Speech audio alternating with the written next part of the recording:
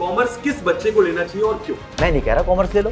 मैंने देखा है कि 90% बच्चा जिसको कुछ समझ नहीं आता ना, और वो कहता है मैं आर्ट्स के लिए भी नहीं हूँ, मैं साइंस के लिए भी नहीं हूँ, वो प्रोग्रेस करता है कॉमर्स में। लेकिन सरकारी नौकरी की बात रही तो विदाउट मैथ वाला बच्चा सरकारी नौकरी बहुत जबरदस्त लेवल की हासिल करता है कॉमर्स स्ट्रीम में। किस बच्चे को मैथ्स देना चाहिए? इतने सारे टॉप इंस्टीट्यूट अवेलेबल है तो मैं किसी में भी जा सकता हूं। तो एक एवरेज बच्चा भी अपने आप को इस स्ट्रीम के अंदर कंफर्टेबली सेफ पा सकता है कि हाँ ये सारे टॉप है यार, मैं कहीं भी चला जाऊं मेरी लाइफ सेट है।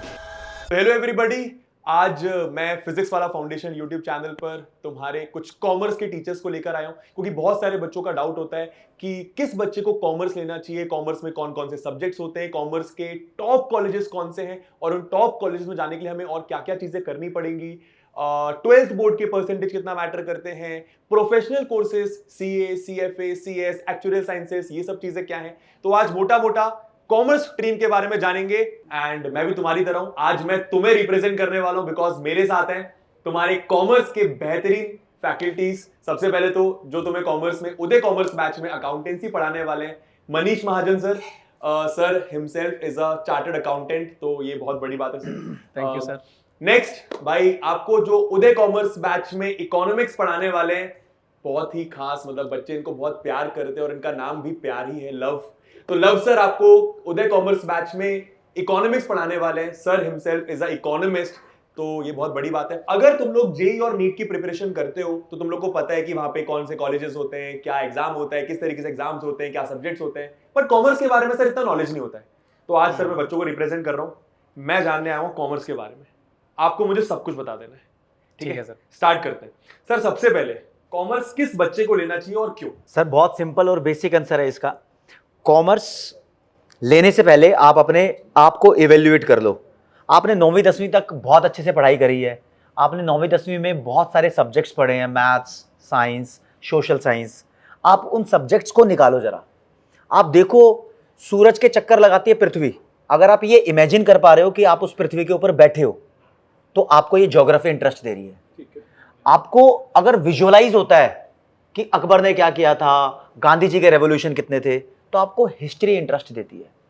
जाओ आर्ट्स में, आर्ट्स तुम्हारे लिए बनी है, तुम वहां पर अपना करियर सेट करोगे भाई।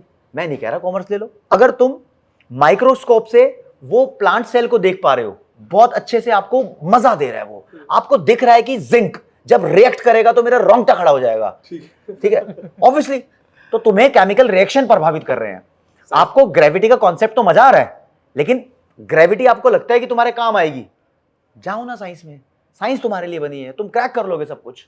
लेकिन अगर तुम ये सोच रहे हो कि भाई मैं जिप्सम नहीं बनाऊंगा, मैं जिप्सम को गर्म करके प्लास्टर ऑफ पेरिस नहीं बनाऊंगा, हार्डवेयर की दुकान से 20-50 रुपए खरीद लूंगा, लेबर से अपना काम करवा लूंगा, भाई मैं वो बंदा हूं जो लिक्विड सोप नहीं बनाने वाला, 15-20 रुपए का आता है, 50 रुपए का आता है, मैं खरीद के अपना काम निकलवाऊंगा। तो तुम स्मार्ट माइंड वाले हो, तुम उस तरीके के बंदे हो जिस तरीके का कॉमर्स वाले को होना चाहिए। तुम स्मार्ट हो, तुम लोगों को यूज करना सीख लो, ठीक है ना, उससे पैसा जनरेट करना सीख लो। तो आ जाओ फिर तुम कॉमर्स फील्ड में। यहां आपको एक्साइट पता है क्या करेगा? मनी, बैंकिंग सिस्टम आपको बहुत ज्यादा एक्साइट करेगा। स्टॉक मार्केट, शेयर्स, डिबेंचर्स कैसे ऊपर नीचे होते हैं आपको बहुत ज्यादा एक थ्रिल क्रिएट करेंगे। गोल्ड का भाव, सिल्वर का भाव, और आपको लगेगा यार ये डॉलर का रेट ऊपर नीचे हो रहा है। ये चीजें आपको यहां पर एक्साइट करेगी। डिमांड सप्लाई की गेम समझ आएगी कि कैसे चीजों का रेट बढ़ भी जाता है यार, दुनिया को प्रभावित कर रहा है, और कैसे इससे सब प्रभावित हो रहे हैं, तुम्हारी फैमिली प्रभावित हो रही है, लेकिन तुम उससे बच के कैसे निकलोगे। There are various instruments available to tackle out the problem that you guys are facing in your daily life. वो सॉल्यूशन कौन से है, वो रेमेडियल मेजर्स आप पढ़ोगे इस रियलिस्टिक स्ट्रीम में जिसको बोलते हैं कॉमर्स स्ट्रीम। तो सर मैंने ये देखा है अपनी एजुकेशन और टीचिंग जर्नी में कि जो एक नेचुरल प्रोग्रेशन होता है ना बच्चे का आफ्टर 9th 10th 11वीं में, तो नेचुरल इंक्लिनेशन उसके साइंस की तरफ हो जाती है, क्योंकि वो सब्जेक्ट वो पढ़ता है, उसके लिए कुछ चेंज नहीं है। और एक ह्यूमन टेंडेंसी या साइकोलॉजी होती है कि आप चेंज को रेसिस्ट करते हो, तो उसके लिए होता है यार मेरे को तो फिजिक्स समझ आती है, मुझे केमिस्ट्री समझ आती है, मुझे मैथ समझ आता है, तो मैं अपना नेचुरल प्रोग्रेशन नहीं चेंज करता, let me follow this path. तो वो उस तरह से इंक्लाइंड हो जाता है। तो बहुत, अगर 100 बच्चे की बात करूँ तो मुझे लगता है कि 60 बच्चा तो ये सोच के चलता है कि मैं साइंस के लिए बना। बट जब वो साइंस में चला जाता है ना, तो उसको समझ आता है यार ये तो बिल्कुल all together different ball game है यार, ये तो वो है ही नहीं जो मैंने आज तक 8वीं 9वीं 10वीं में पढ़ा था। अब उसका जो इंटरेस्ट है ना, वो उसका कहीं ना कहीं सबड्यूड हो जाता है, वो लूज करता है इंटरेस्ट। तो ऐसा बच्चा जो एक बार नेचुरली प्रोग्रेस ले लेता है साइंस की तरफ, वो जब सोचता है ना कि अब मुझे क्या करूं, तो उसके पास दो ऑप्शन बचती है, क्योंकि अब वो साइंस से तो कतरा रहा है, उसका मन खत्म हो गया कि यार नहीं, ये चीज़ मेरे लिए नहीं है, वो टेस्ट करके देख चुका है। अब उसके लिए क्या बचता है, व्हाट नेक्स्ट? अब उसके पास दो चॉइसेस है, या तो उसके अंदर कोई ऐसा हिडन टैलेंट हो, सिंगिंग, डांसिंग, म्यूजिक, जिसको वो आगे अपना करियर बना सकता है, फिर तो उसकी प्रोग्रेशन बनती है आर्ट्स ले ले, वोकेशनल ले ले, ह्यूमैनिटीज में चले जाए, वो समझ आती है बात। अगर वो भी नहीं है, कोई स्पेशल टैलेंट नहीं है, साइंस से अब उसका मन भर चुका है, तो फिर उसके लिए क्या बचता है? कि बची कुछ जो एक स्ट्रीम बचती है ना, वो कॉमर्स बचती है। तो मैंने देखा है कि 90% बच्चा जिसको कुछ समझ नहीं आता ना, और वो कहता है मैं आर्ट्स के लिए भी नहीं हूँ, मैं साइंस के लिए भी नहीं हूँ, वो प्रोग्रेस करता है कॉमर्स के अंदर। तो एक बार तो वो कॉमर्स में घुस जाता है। अब जब उसने अपने दरवाजे बंद कर लिए एक तरह से, तो अब उसके पास एक ही दरवाजा बचा। अब वो क्या करेगा? अब वो इसके अंदर अपना मत्था मारता है, पूरी मेहनत लगाता है, सोच जनरेट करता है, यार मुझे अब इसके अंदर आगे कैसे बढ़ना है। अब उसका प्रोग्रेशन, उसकी फील्ड जो कॉमर्स की है, वो बहुत वास्ट है, बहुत कुछ कर सकते हो। अभी आपके एक दो सवाल और भी आएंगे इसके बाद कि अब चलो सर मैंने कॉमर्स ले ली, अब क्या करूं, है ना? अब ये नेक्स्ट सवाल आ जाता है ना? तो पॉइंट इज, कॉमर्स को ऐसे ही देखा गया हमेशा कि ये एक ना रेसिडुअल स्ट्रीम है, क्योंकि जो बच्चा टैलेंटेड है, जिसके पास म्यूजिक या कोई हिडन टैलेंट है, क्रिकेट खेलना आता, सब कुछ आता, तो वो तो आर्ट्स लेकर अपने आप को उस फील्ड में प्रोग्रेस करवाता है। जो साइंस लेना नहीं चाहता, तो अब बचा क्या उसका? तो रेसिडुअल स्ट्रीम कॉमर्स बचती है टू स्टार्ट विद। लेकिन जब वो एक बार स्टार्ट करता है ना, तो उसको समझ आता है यार ये थी मेरी असली चीज, मजा आ गया। तो यहां से मतलब वाई कॉमर्स का एक आंसर तो मिलता है। कॉमर्स स्ट्रीम तुझे वेलकम करेगी विदाउट मैथ्स के साथ भी। मैथ्स नहीं भी होगी ना, तो कॉमर्स में तू अपना करियर बना सकता है, सीए भी बन सकता है। लेकिन सरकारी नौकरी की बात रही, तो विदाउट मैथ वाला बच्चा सरकारी नौकरी बहुत जबरदस्त लेवल की हासिल करता है कॉमर्स स्ट्रीम में। चाहे वो एसएससी का एग्जाम क्रैक करे, सीनियर स्टाफ सिलेक्शन होता है, गवर्नमेंट का एक बहुत रेपुटेड डिपार्टमेंट है, उसके अंदर जो टॉप पोजीशन होती है ना, एएओ की होती है, असिस्टेंट ऑडिटिंग ऑफिसर होता है, वो सिर्फ उस बच्चे को मिलती है जिसने कॉमर्स पढ़ी होती है, हाँ ऑडिटिंग। और उसके बाद भी होती है, लोग सोचते हैं इनकम टैक्स वाली होती है, जीएसटी ऑफिसर की असिस्टेंट की होती है, वो नहीं होती, वो बाद में। इसके नीचे होती है स्टैटिस्टिकल ऑफिसर। अब वो उस बच्चे को मिलती है जिसने स्टैटिस्टिक्स पढ़ी हो या मैथ पढ़ी हो। अब मैथ नहीं है तो इकोनॉमिक्स में स्टैटिस्टिक्स होती है, तो वो उसकी भरपाई कर देती है। तो एक तो यहाँ पर अपना करियर बना लेगा। और इवन आज मैं आपके साथ यहाँ पर बैठा हूँ, अभी कुछ समय पहले यूपीएससी का रिजल्ट आया है, और वहां पर भी टॉप रैंकर्स में रैंक 3 रैंक 4 कॉमर्स वाले हैं, क्योंकि सर यहाँ पर ना इंटरनेशनल रिलेशंस बहुत अच्छे से मेंटेन कर लेता है कॉमर्स वाला। इंडियन फॉरेन सर्विस होती है, तो बहुत अच्छे से वहां पर अपना काम चला सकता है। अब आईएएस आईपीएस तो कॉमन है, साइंस आर्ट्स कॉमर्स कोई भी चला लेगा, लेकिन एक स्पेशल फोर्टेज होता है कॉमर्स वाले के लिए, अलग से ऑडिटिंग की, अकाउंटेंसी की बहुत अलग ही पोस्ट बनाई होती है। और जब आईआरएस की बात कर लेते हैं तो इनकम टैक्स ऑफिसर होता है। तो अगर आप कॉमर्स बैकग्राउंड से हो तो आपको यूपीएससी में सबसे ज्यादा प्रेफरेंस आईआरएस के लिए कॉमर्स वाले को मिलती है, इसी वजह से मिलती है, बैकग्राउंड भी वही है, तो कोई मुश्किल नहीं है। क्लैरिटी ऑफ थॉट भी है, उसके पास नॉलेज भी है, तो उसको एनहांस कर पाता है उसके अंदर। तो ये दास्तान थी कि वाई कॉमर्स, तो शायद रिलेट कर पाओ कि तुम इनमें से कोई एक कैटेगरी से हो, तो किस लिए कॉमर्स। यस तो थोड़ा समराइज करता हूँ मैं सर लोग की बात में कि हाँ बेशक तुम लोग 10th से साइंस मैथ्स पढ़ते आ रहे हो, तो एक नेचुरल इंक्लिनेशन टुवर्ड साइंस रहता है, but think about it and then take the decision. ऐसा नहीं कि इंक्लिनेशन है तो साइंस ले लिया, कंफर्ट जोन के बाहर नहीं जाना चाहता, नहीं, थिंक अबाउट इट। मुझे याद है जब मैंने साइंस लिया था, मेरे कुछ दोस्तों ने कॉमर्स ले लिया था, मैं साइंस की क्लास से निकलता था, वो कॉमर्स से निकलता था, तो वो लोग आपस में कुछ इंटरेस्टिंग बातें कर रहे होते थे, demand supply, debenture, liability, asset, और मेरे को मजा आ जाता था। तो मेरे को लगता था भाई यार मेरे को तो इतना फिजिक्स की क्लास में मजा ही नहीं आया। तो फिर बाद में समझ में आया कि यार I was more inclined towards commerce. तो पॉइंट इज सोच समझ के आपको डिसीजन लेना है। तो ये हो गया बाय कॉमर्स। सर अब कॉमर्स में सब्जेक्ट्स कौन कौन से पढ़ने होंगे, क्योंकि साइंस में तो सबको पता ही होता है, कॉमर्स में कौन कौन subject to start with sir, इसके अंदर मेनली 4 सब्जेक्ट हैं जो बच्चे को लेने पड़ते हैं, 5वां तो ऑप्शनल हो जाता है। तो एक हो गया अकाउंट्स, ठीक है, एक इकोनॉमिक्स, एक बिजनेस स्टडीज, एक लैंग्वेज में इंग्लिश होगी, ठीक है। उसके बाद वो मैथ्स ले रहा है, कंप्यूटर साइंस ले रहा है, ऑप्शनल सब्जेक्ट्स हैं वो। Fifth is optional subject. तो वो स्कूल पे डिपेंड भी करता है, जिस स्कूल में जा रहा है, कई बार उसमें ऑप्शन ही नहीं होती कंप्यूटर साइंस की, तो फिर शायद उसको फिजिकल एजुकेशन लेना पड़ सकता है। ठीक है, तो डिपेंड करता है, मतलब मेनली मान के चलो तो 4 सब्जेक्ट आप ले लेते हो, एक लैंग्वेज हो गई और 3 अपने अकाउंट्स, इकोनॉमिक्स और बिजनेस स्टडीज हो गए। ठीक है, तो ये 3 सब्जेक्ट का कॉम्बो हो गया। समझ गया। लैंग्वेज तो चलो लैंग्वेज है, वो तो पढ़ता ही आया आज तक, हिंदी भी हो सकती है, हिंदी भी हो सकती है, कुछ भी हो सकता है। उसको भी अगर छोड़ दें तो कोर सब्जेक्ट, जैसे आप कहते हो ना पीसीएम, पीसीबी, तो कोर सब्जेक्ट इसके अंदर क्या हो गए? अकाउंट्स, इकोनॉमिक्स और business studies. Accounts, economics, business. ये core ABE। subject हो गए। अब फिफ्थ सब्जेक्ट, ये सही है। अब जो अपना फिफ्थ ऑप्शनल सब्जेक्ट है, उसमें मैंने तो जरूर फिजिकल एजुकेशन लिया था बिकॉज स्पोर्ट्स मुझे पसंद है। किस बच्चे को मैथ्स लेना चाहिए और मैथ्स लेने के बाद क्या एडवांटेज होता है? मान लो सर मेरे पास दो बच्चे आते हैं, एक कॉमर्स है विदाउट मैथ्स, एक ने कॉमर्स लिया विद मैथ्स। तो दोनों के अंदर ना जो एनालिटिकल पावर होगी, जो फास्ट चीज़ों को एनालाइज करने का समझ होगी, जो कैलकुलेशंस को पकड़ने की हुनर होगा, 2+2 4 है ना, ऐसे एकदम से, वो किसके अंदर होगा? जिसने मैथ्स पढ़ा होगा। तो उसको ज़्यादा अच्छे से चीज़ें समझ आती हैं कॉमर्स के अंदर। मैं ये नहीं कह रहा कि मैथ्स के बिना वाला जो बच्चा होगा वो कुछ नहीं कर पाएगा, वो डम्ब होगा, ऐसा कुछ नहीं है। पर given a choice between two, मैं उस बच्चे को प्रेफरेंस भी दूंगा और वो बच्चा ज़्यादा अच्छे तरीके से मेरी बात को एनालाइज कर पाएगा जिसके पास एनालिटिकल पावर है थ्रू मैथ्स। क्योंकि मैथ्स आपको सोचने की क्षमता देती है, फॉर्मूले को यूज़ करना है, कहाँ यूज़ करना है, कौन सी थ्योरम लगेगी, कैसे कैलकुलेट करना है, बिना कैलकुलेटर के कैसे कैलकुलेशन करनी है, कितना फास्ट दिमाग चल रहा है, किसका चल रहा होगा, विद मैथ्स वाले का। तो एक नेचुरल आंसर यही बनता है कि अगर आपके पास मैथमेटिक्स है तो you are much more better placed than a person who does not have mathematics. तो ये एक रीजनेबल आंसर बनता है। ठीक है, अब लव सर इसमें भी दो मैथ्स होती हैं, एक होती है कोर मैथ्स और एक होती है अप्लाइड मैथ्स। तो दोनों में से कौन सा ऑप्शन ज्यादा सही होता है?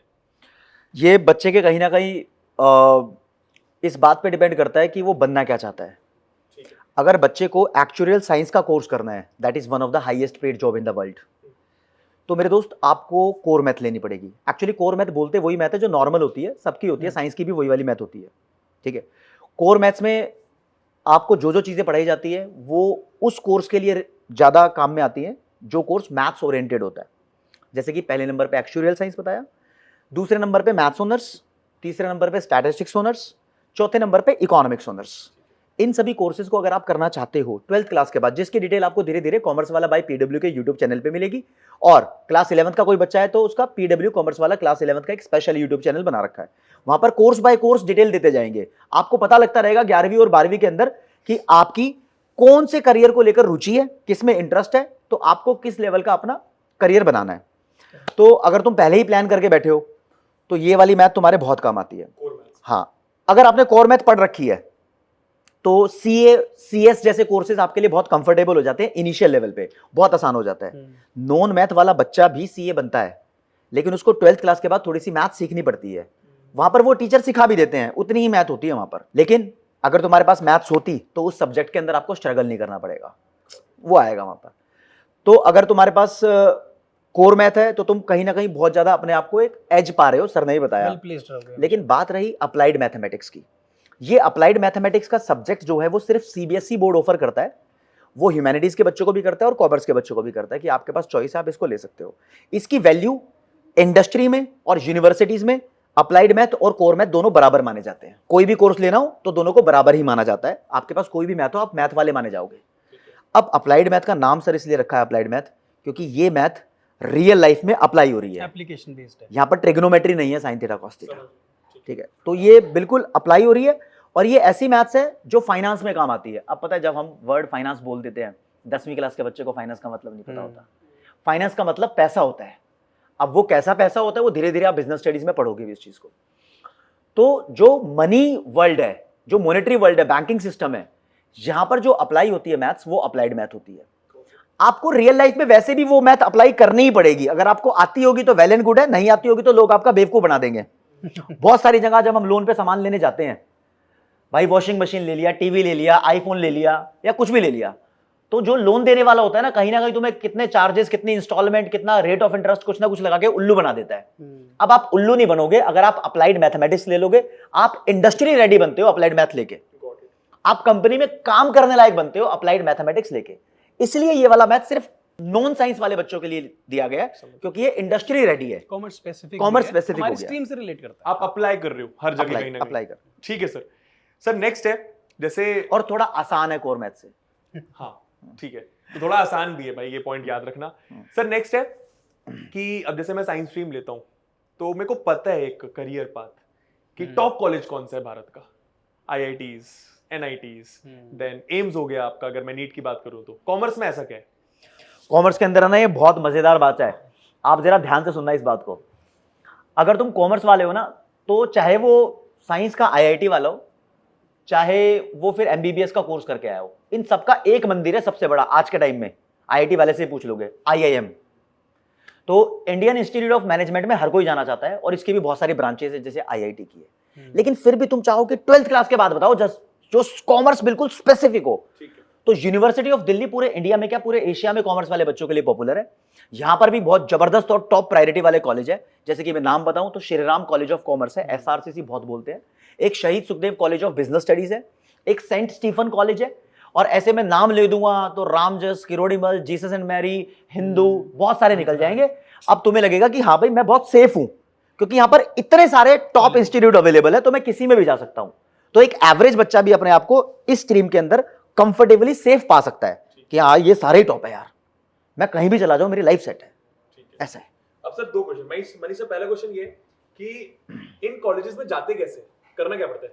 सर देखो, कॉलेज में जाने के लिए एक तो CUET आ गया हमारे पास, तो 12वीं का एग्जाम देने के बाद जैसे वो कॉमन एंट्रेंस टेस्ट देगा, तो वहाँ से फिर वो उसका अच्छा स्कोर आएगा, उसके पास एक ऑप्शन मिलेगी कि वो कौन सा कॉलेज में कट ऑफ मीट कर पा रहा है, तो वहाँ से वो जा सकता है। बट इसमें तो वो ग्रेजुएशन कोर्सेज के लिए जा रहा है ना बेसिकली, तो जैसे कि BCom, BA, BB इनके लिए जा रहा है। बट कुछ बच्चे ऐसे होते हैं जो अंडर ये मतलब ये ग्रेजुएशन वाले कोर्स नहीं करना चाहते, क्योंकि कई बार ये भ्रम भी है और ये रियलिटी भी है। तो आप CA कर सकते हो, सीधा स्टार्ट हो जाएगी 12वीं के बाद, CS कर सकते हो, तो वो प्रोफेशनल जो कोर्स है ना, जिसमें आप बेसिकली कोई डिग्री के मोहताज नहीं रह जाते। ये ऐसी एम्प्लॉयबिलिटी आपको देती है कि यार आप जहाँ पे खड़ा हो जाओगे ना, आप वहाँ से अपने करियर बना लोगे। और रिस्पेक्ट भी है। रिस्पेक्ट है सर, इज्जत है, पैसा है, रेपुटेशन है मार्केट के अंदर, और धीरे धीरे जैसे जैसे आप करियर में प्रोसीड करोगे ना, वैसे वैसे आपको समझ आएगा कि यार मेरी लाइन बिल्कुल सॉर्टेड है, मेरी लाइफ सॉर्टेड है। मतलब ऐसा हो सकता है कि शायद आप इंजीनियर बन के, डोंट माइंड, बट ऐसा हो सकता है शायद कि इंजीनियर बन के आप कहीं ना कहीं 2 रास्तों पे दिखो कि अब मुझे क्या करना है। तो बहुत सारे इंजीनियर कई बार MBA कर लेते हैं बाद में जाकर, है ना, बैंकिंग में चले जाते हैं, इन्वेस्टमेंट मैनेजमेंट चल जाते हैं, और वो बहुत बढ़िया करते हैं क्योंकि इंजीनियर के पास एनालिटिकल पावर बहुत ज़्यादा होती है। तो ये तो है। अब यहाँ पर भी जो बच्चा है ना, जब CA करता है तो उसके CA करके कोई भी प्रोफेशनल कोर्स करता है, उसके पास हर फील्ड ओपन है। वो अपना काम स्टार्ट कर सकता है, प्रैक्टिस शुरू कर सकता है, कहीं जॉब कर सकता है, फाइनेंशियल एडवाइजर बन सकता है, बैंकिंग सेक्टर में जा सकता है, इन्वेस्टमेंट कर सकता है, पोर्टफोलियो मैनेज कर सकता है, मतलब स्टॉक मार्केट के अंदर करियर बना सकता है। भाई उसके लिए n नंबर ऑफ अपॉर्चुनिटीज़ हैं, और वो अपने आप को वेल प्लेस्ड पाता है जब वो अपना एक साउंड डिसीजन बना लेता है कि यार ये मेरा कॉमर्स है, मैं यहाँ से शुरू करूँगा 11वीं 12वीं, ये मेरा रेगुलर पाथ होना चाहिए, कि अगर चलो मुझे ग्रेजुएशन एक सेफ सिक्योरिटी चाहिए कि ऐसा भी ना होना कि मैं 12वीं पास ही रह गया, तो ग्रेजुएशन भी कर सकता है, साथ साथ वो प्रोफेशनल कोर्सेज भी कर सकता है। तो मतलब फ्लेक्सिबिलिटी बहुत है इसके अंदर। तो मैं हमेशा कहता हूँ कॉमर्स एक ऐसी स्ट्रीम है जो बच्चे ने चूज करी है बिकॉज वो कुछ और नहीं करना चाहता था, लेकिन जब एक बार वो इस समुद्र में घुस गया ना सर, हाथ पैर मारेगा, वो कहीं ना कहीं अच्छी जगह निकल जाएगा। मतलब उसको कभी घबराना नहीं पड़ेगा, रिग्रेट फील नहीं होता। ठीक है, तो भाई इसका आंसर है यस, टॉप कॉलेजेस बहुत सारे कॉमर्स में, बस हमें पता नहीं है, आने के बाद पता चल जाएगा। सर नेक्स्ट क्वेश्चन है कि वीक और एवरेज जो बच्चा होता है, जो मतलब जेन्युइनली क्लास 10 तक समझ नहीं आती सर पढ़ाई, होते हैं ऐसे बच्चे भी? 60-70% वाला कह रहे हो? मैं तो सर 50-60। हाँ अच्छा वीक बच्चा 60-70 वाला तो ठीक भी हो गया। इसके लिए कॉमर्स लेना सही होगा, और अगर सही होगा तो ये क्या चीजें कर सकता है कॉमर्स लेने के बाद? जो कॉमर्स स्ट्रीम है ना, ये बहुत वेलकमिंग स्ट्रीम है। तुम कैसे भी हो, तुम्हारे लिए यहाँ पर कैटेगराइज्ड ऑप्शन है करियर के। अगर तुम 40-50 वाले भी हो ना, तो तुम यहाँ पर नॉन मैथ के साथ अगर आ रहे हो, तो नॉन मैथ के साथ तुम्हें स्पेसिफिक करियर मिल रहे हैं। अब यूनिवर्सिटी ऑफ दिल्ली में हो सकता है कि बहुत सारे कोर्स है जहां पर रेस्ट्रिक्शन है कि तुम्हारे पास मैथ्स होगी तो ही मिलेगा, लेकिन ऐसे यूनिवर्सिटी ऑफ दिल्ली के अंदर ही बहुत सारे कॉलेज भी हैं जो आपको BCom जैसा कोर्स, BBA जैसे कोर्स बहुत सारी ऑल ओवर इंडिया की यूनिवर्सिटी में आपको विदाउट मैथ मिल जाते हैं। और ये ऐसे सब्जेक्ट हैं कि आपको लगेगा नहीं कि आप यार वो किताब पढ़ रहे हो, आपको तो ये देखना है ना कि चल क्या रहा है दुनिया में, ये हो क्या रहा है दुनिया में, यही पढ़ना है, यही कॉमर्स है। तो तुम सोचो कि उस दुनिया में आ गए जो बहुत रियल टच दे रही है, तो एक वीक स्टूडेंट भी अपने आप को अच्छा पा सकता है यहाँ पर। और जो टॉपर है फिर वो तो फिर मैथ में जितना एक्सेलरेट करेगा ना, उतना ज्यादा भाई आगे जाएगा। मतलब वीक बच्चा भी कॉमर्स लेके इंटरेस्ट डेवलप कर सकता है स्टडीज में, एंड इवेंचुअली मतलब वो बोला ना सर ने कि मतलब ये बहुत वेलकमिंग स्ट्रीम है, मतलब ये आपको अट्रैक्ट कर रही है कि आ जाओ यार मेरे पास आ जाओ, कुछ ना कुछ तुम्हारा बढ़िया बन जाएगा। मतलब एक नॉर्मल BCom भी कर लोगे ना, तो एटलीस्ट आपके पास अर्निंग के लिए कुछ स्टार्ट तो होगा। उसके बाद तो सर वो टैलेंट, आपका हुनर, आपका इंटरेस्ट, वो आगे आपको बिल्डअप करता रहेगा। तो 10-20 हज़ार की नौकरी से बंदा शुरू होता है और वो लाखों में पहुंच जाता है। तो ये इंटरेस्ट है सारा उसका, और उसका हुनर है। बस छोटी सी दिक्कत ये है कि काफ़ी सारे ऐसे एरिया हैं इंडिया के अंदर, बहुत लाइक रिमोट एरिया बोल सकता हूँ, वहाँ पर कॉमर्स स्ट्रीम तो है लेकिन फैकल्टीज अवेलेबल नहीं है। तो बच्चा सोचता है यार मतलब सारे सब्जेक्ट की फैकल्टी तो हमारे पास अवेलेबल है ही नहीं, हाँ, अब मैं क्या कैसे? करूँ, पढ़ूंगा कैसे। तो उसके लिए आप लोगों ने स्ट्रेट जैकेट रेडीमेड सॉल्यूशन बनाया हुआ है उदय कॉमर्स बैच, जिसके अंदर ऋतिक सर हम लोगों को ये रिस्पॉन्सिबिलिटी देते हैं कि सर ये जो बच्चे हमारे पढ़ाए हुए हैं ये आगे कॉमर्स ले रहे हैं तो आप इनको पढ़ाओ, और अलॉन्ग विद ऋतिक सर हम पढ़ाते हैं आपको, राइट। मतलब अगर तुम लोग मैथ्स ले रहे हो तो हाँ। वहाँ पे तुम्हें मैथ्स भी पढ़ाता हूँ। और तो काम आसान कर देते हैं, तुम्हारे पास कोई टीचर नहीं है तो डरो मत, ये टीचर तुम्हारे साथ अवेलेबल है और तुम्हारा कोर्स ही खत्म कराते हैं पूरा बढ़िया तरीके से। यस, तुम्हारे पास एक बना बनाया प्लेटफॉर्म अवेलेबल है जो पिछले 5 साल से ये प्रूव कर रहा है कि आप कॉमर्स लेके भी रैंक्स बढ़िया ला career। सकते हैं, बढ़िया कर सकते हैं, टॉप कॉलेजेस में जा सकते हैं। तो यस सर, नेक्स्ट क्वेश्चन है, अब जो बच्चे कॉमर्स के बारे में जानते हैं उनको ऐसा लगता है कि कॉमर्स सिर्फ अकाउंट्स है, कॉमर्स का मेन सब्जेक्ट अकाउंट्स है, तो क्या ये सही है गलत है, मुझे नहीं पता, मतलब मैं जानना चाहता हूँ। सर ये हाँ भी है इसका आंसर और ना में भी है, ठीक है, क्योंकि ये स्ट्रीम स्पेसिफिक हो जाएगा आगे जाकर। To start with, accounts backbone है उसका। मैं एक एग्जांपल देता हूँ आपको। अकाउंट्स का मतलब होता है कि आप हिसाब किताब रख रहे हो चीज़ का। जैसे फॉर एग्जांपल आज हम ये पॉडकास्ट कर रहे हैं, तो यार इस पॉडकास्ट में भी खर्चा तो हो रहा होगा, है ना, बिजली का खर्चा हो रहा होगा, इसका हिसाब किताब रखना है, ये पानी आया है इसका हिसाब किताब रखना है, हमारा टाइम लग रहा है, हमारी सैलरी इन्वॉल्व होगी, इसका हिसाब किताब है। तो ये अकाउंटिंग है, ये अकाउंट्स है। लेकिन जब आप अकाउंट्स को शुरू करते हो ना समझना, तो इसके साथ आप 2 सब्जेक्ट्स और स्टार्ट करते हो। मतलब आप शुरू करने चले थे आप अकाउंट्स की नॉलेज के साथ, लेकिन इसको समझने के लिए आपको बिजनेस समझना पड़ता है, धंधा क्या है, क्योंकि धंधे के साथ ही अकाउंटिंग होती है, बिना धंधे के अकाउंटिंग नहीं होती है। बिजनेस होना चाहिए, फिर बिजनेस को समझने के लिए आप बिजनेस स्टडीज पढ़ते हो। तो अकाउंट्स मेन सब्जेक्ट मान लो, तो उसका वजूद ही नहीं है अगर बिजनेस नहीं होगा। दूसरी बात, अब अकाउंट्स के अंदर बहुत सारी चीजें जिसमें हमें हिसाब किताब रखना है। हिसाब किताब किसका रखना है? मान लो मैं एक फैक्ट्री चला रहा हूँ, अब फैक्ट्री में प्रोडक्शन करनी पड़ेगी, सेल जनरेट करनी पड़ेगी, मार्केटिंग करनी पड़ेगी, है ना। प्रोडक्शन के लिए आपको इकोनॉमिक्स पढ़नी पड़ेगी। तो इकोनॉमिक्स का एक और सब्जेक्ट है जो इसके साथ अलाइंड हो जाता है। जैसे फिजिक्स और केमिस्ट्री मिलके साइंस बनाएंगे ना, अलग अलग तो है नहीं, अलग अलग तो है नहीं, इट इज अ कॉम्बिनेशन। वैसे ही अकाउंट्स भी बिना बिजनेस और बिना इकोनॉमिक्स के बनता नहीं है। तो यस, अकाउंट्स मेन सब्जेक्ट मान लो इस हिसाब से, और जो फिलर का काम कर लेंगे वो बिजनेस और इकोनॉमिक्स हो जाएंगे।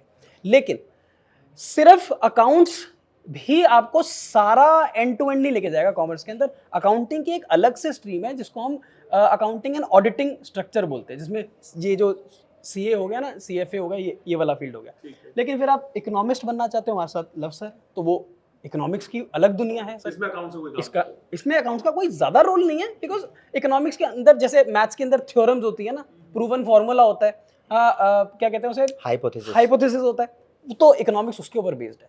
बिजनेस स्टडीज आपको बिजनेस कैसे करते हैं, मैनेजमेंट क्या होता है, धंधा चलाना कैसे है, धंधा करना कैसे है, धंधे के लिए पैसा कहाँ से जनरेट होगा, तो वो बिजनेस स्टडीज पढ़ाती है। तो इन सब को जोड़कर अकाउंट्स बनती है। तो अकाउंट्स बिल्कुल सेपरेट नहीं है।